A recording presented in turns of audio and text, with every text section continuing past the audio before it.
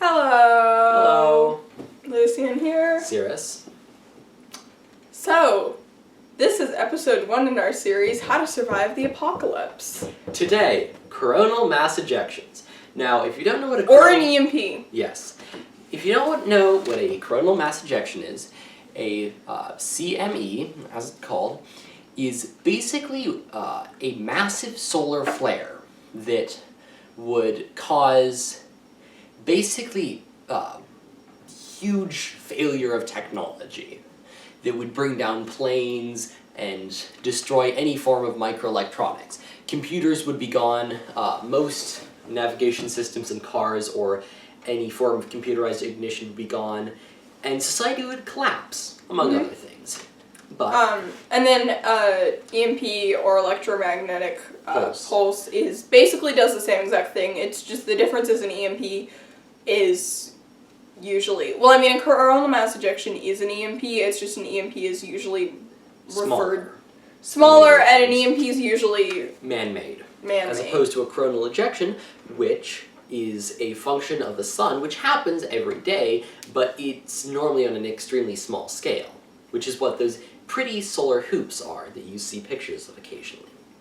Yep. So, let's get into it. What exactly would happen if you had a massive coronal mass ejection?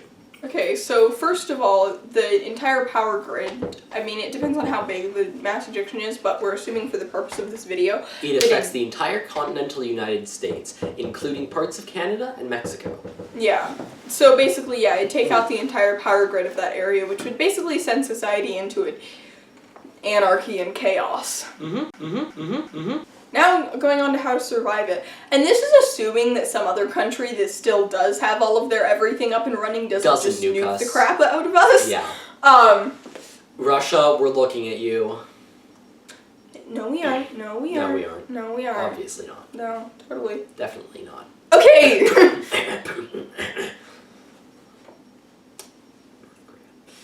Yes. North Korea does not have that much power. They're sort of just like... Yeah, I know. Okay, so first things first, food and water. And toilet paper. Hoard it like it's gold. Because Hoard it is. toilet paper, hoard it like it's gold because it is. Mm-hmm. Okay, sorry for the supernatural reference. And also, make sure you have proper and adequate heating, as there will be no air conditioning. So everything will get extremely cold. Hoard blankets. I already do that, but you know.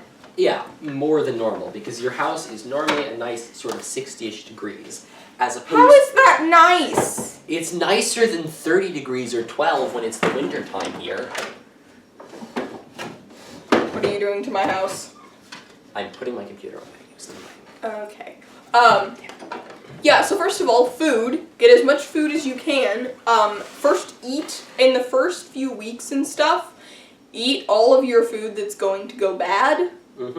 Eat that first. You know, so get rid of that. And also, if Don't eat anything that can be saved for an extended period of time. Because you will need it. Yes. And bunkers. Yep.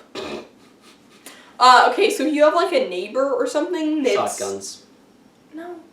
Kill the neighbors, eat them as food. No. And the cats. No. Actually, you keep the neighbors alive until you run out of canned food. Then you eat the neighbors. Okay.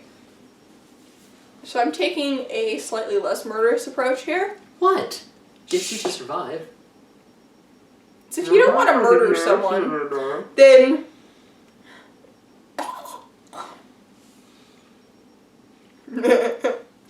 Okay, so, if you have any neighbors that are either in vacation or just generally out of... Steal their food. Yes, steal their food. You're more important than anyone else's, obviously. Yes, steal their food.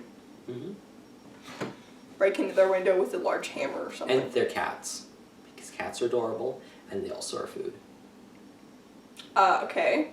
So, that's not... Of course, that amount of food isn't going to last you for a few years, so it's also a good idea to have some seeds and stuff ready so you can grow your own food. You know, basically have things like lettuce, tomatoes, pumpkins. Actually, pumpkins are good, because that's a lot of... Any form of squash. Yeah, Yeah, however, it will be difficult without some sort of already functioning freezer system. So let me see. You would want. Yeah, if you're an engineer, you're more likely to survive because you can engineer some sort of.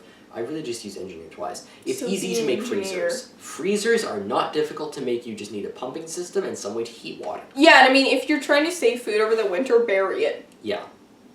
Permafrost, which actually only exists in the Arctic. Damn it. Yeah, that's unfortunate. Yeah. But yeah, so save food. And then as far as with the other food, apart from the things that you can actually eat, you can burn the other things. And store them in a pentagram. What? What? Satan. That's not going to help you survive the apocalypse. Satan will always help you survive the apocalypse. Because Satan caused the apocalypse. Actually, that's true. Yeah. That was 6 seasons ago. Shh. They're there. It's okay. Okay, so yeah. What else have you got? Oh! Board up your house! Protect it! Cover up the windows! Build the ramparts! Fire the cannons! Seriously, board up your house. Society is going to...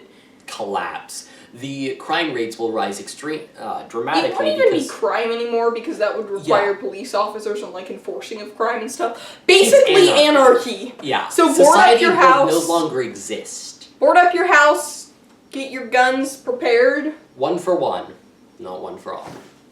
You're looking for yourself here.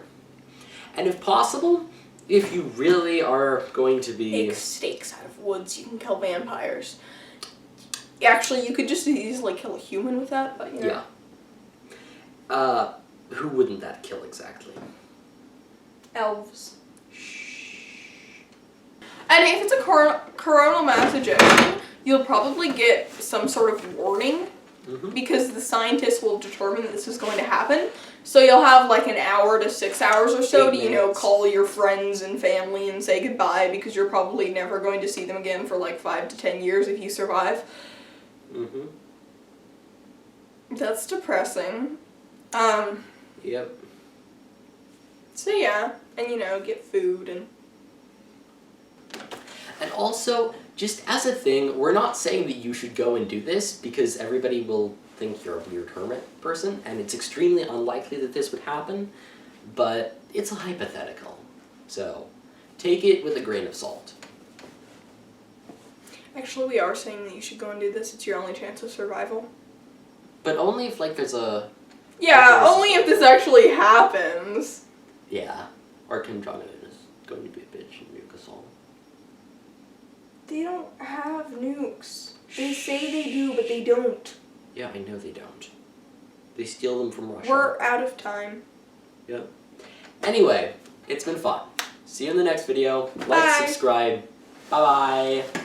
I don't know how to actually,